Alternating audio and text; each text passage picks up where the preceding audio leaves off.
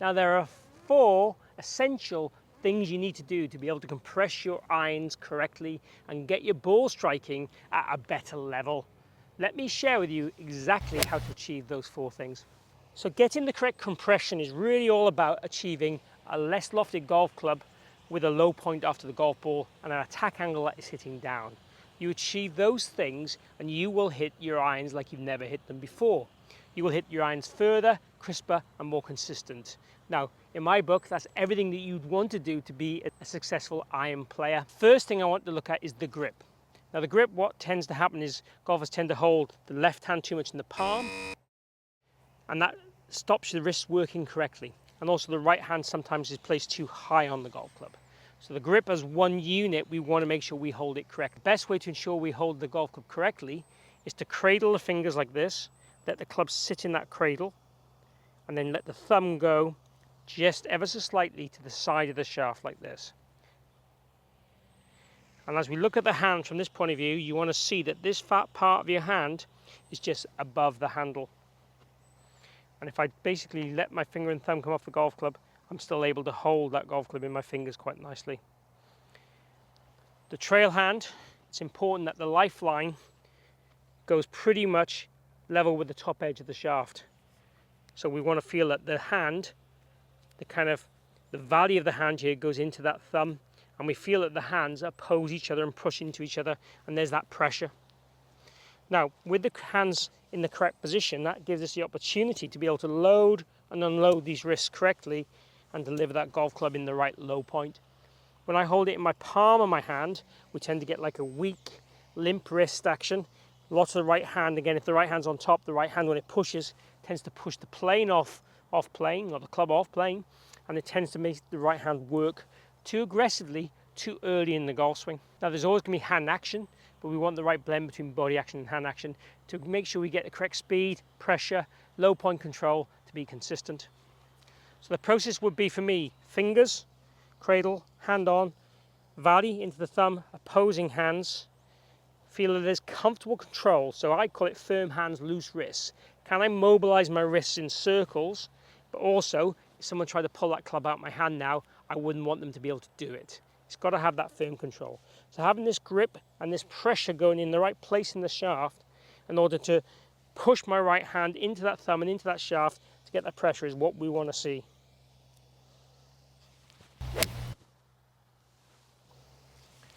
We keep those opposing hands to deliver that pressure into the ground in the right spot. The second area I want to talk about is swing plane or swing arc. If your swing arc is over the top, like most golfers deliver the club, we will have to unload those wrists and move our body backwards through contact to try and make contact on the golf ball. If we continue to move the correct way from here, you'll see there how the golf club will tend to be too far outside and away from us that we would not make contact with the ball, or if we do make some contact, we are going to hit the ball pretty much in the shaft or the shank, which is not too pleasant.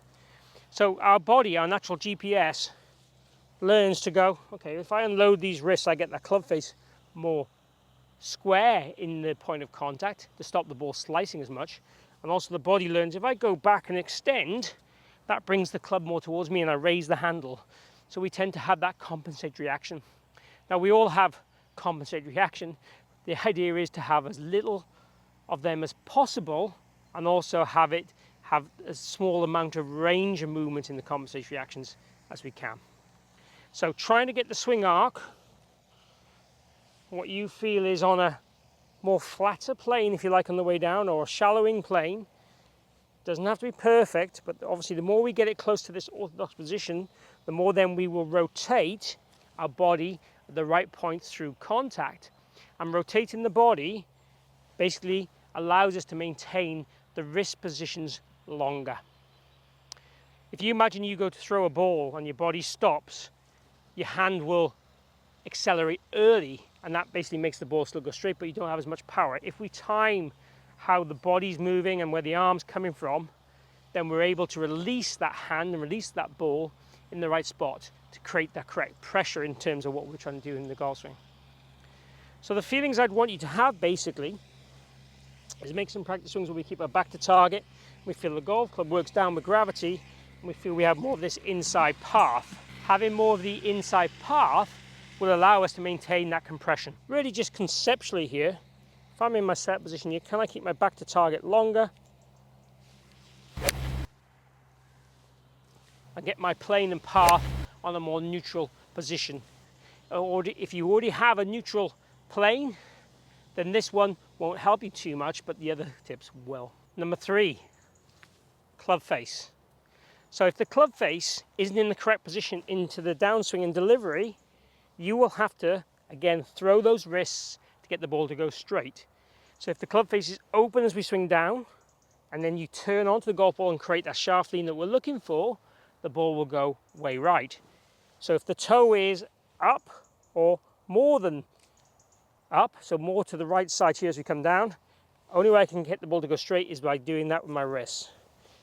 If from here I turn onto the ball correctly, you'll see there how the ball goes high and to the right and very weak. So I can flip my hands and I'll hit more successful golf shots from that position. But obviously then we're not creating that low point control or compression that we're talking about in this video. So the idea is really in the downswing, we are looking for this golf club to be more toe down, pretty much parallel to the spine, then turn and extend and deliver that shaft lean and pressure into the golf ball every time. So what I'd suggest you do to feel this is go split grip and go to the top of the swing, and as we swing down, feel both wrists rotate. So the lead wrist is rotating this way, so my logo, my glove's going more towards the ground, and my trail wrist, my palm is going more towards the ceiling. I'm doing that as I swing down, I'm getting that golf club into a very strong position. And if anything, I'd rather you get the golf club into too strong a position in the way down, and then we have to basically turn and hold the club more so to stop the ball going left. Again, most golfers tend to hit the ball too much left or right. Anything we do to strengthen this club face generally is going to help you out. So that would be the feels. And then also maybe as an exercise, what you could do is take your setup, swing the golf club back, swing it down, get the toe facing the ground, and then from there hit some shots. Don't worry too much about the direction when you do that. Just start to feel the compression and the low point control you get when you do that little exercise. It will help you hit the ground after the ball consistently. Point number 4, body levels. Now, I'm talking now really about this lead shoulder and lead knee, lead hip. That would be a compression level. If this gap widens too early and the head tends to go back, then we will struggle to get that low point in the right area. And again, these wrists will unload early and the club will point back to the right side of our body at contact. When we look at all elite golfers, this golf club is pointing pretty much at the left pocket. Now that is, again, the body is shifting forward and rotating to help achieve that. And we also are rotating the arm and hand to stop the club face being open with that shaft lean we're adding. So we need to make sure we feel that in the transition area, we make a big turn, back stays to the target, then the lead shoulder feels like it squashes or maintains the same height difference between my knee and my hip and itself. So it's not widening early, it will widen. So the idea is it kind of goes back to target, hip slide, lead shoulder feels like it's maintained or even lowers, then the lead shoulder goes up, around the corner and back behind our head.